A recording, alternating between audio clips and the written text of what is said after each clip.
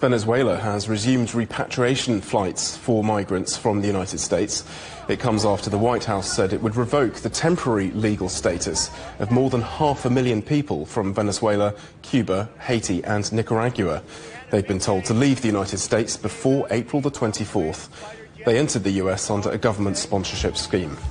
Well, let's get more on this now with Harjap Singh Bhangal, a UK immigration lawyer. Thank you very much indeed for being with us today. There's a lot of strands to this incredibly complex issue. Let's start with the situation in the United States, this deportation of migrants. How much could that further destabilise the situation for migrants around the world? I think everyone is looking at America at the moment in relation to what sort of schemes and what sort of policies it's using towards migration.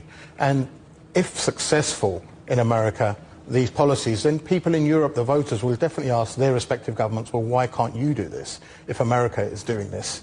So it has the potential definitely to destabilise a lot of things for migrants and make life tougher, I think, for migrants, and sort of correspond and reflect the growing attitude of countries and governments towards migrants, in that the fact that it's a hostile environment for them. Yeah, and I was just pointing out just how deadly it was last year for migrants in terms of deaths, just so many people dying.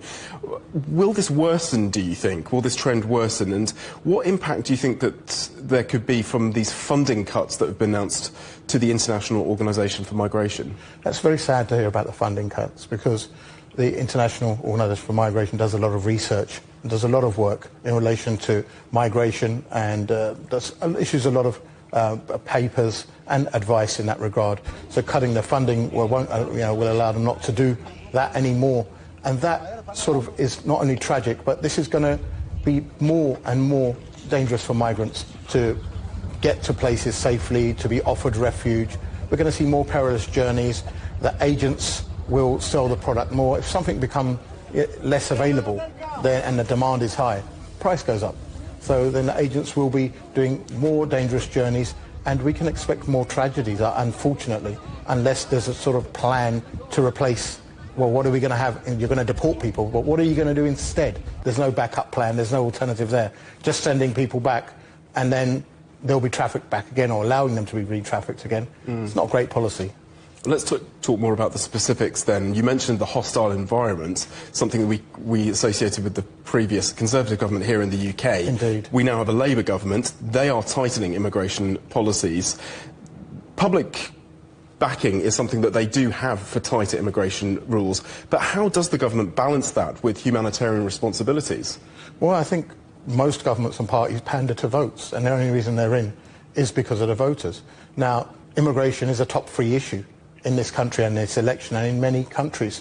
The government is keen, this Labour Party is keen to get the Reform voters and the Conservative voters who have been upset with the Conservative Party on their side. And one of the pledges was to reduce migration and less visas, which Labour has done, increase the amount of people going back, which it has done as well. The only thorn in Labour's side at the moment is the small boats. And that's now what they're considering, because we've seen record numbers already. Over 5,000 have come in, and it's only March. In relation to the past 5-6 years, it's the highest number that have come in. So they have to deal with that. And the rest of Europe seems to be going that way as well. Italy, we've seen with its scheme with Albania, where it's opening holding centres in Albania, and recently to Poland, announcing we're not going to accept any more refugees. All of sort of the consensus around Europe, America, and even the UK now is, well, hold on, we have to stop these people coming into our country, stop the number of visas being given, record numbers were given under the Conservative government, and let's send more people back who shouldn't be here.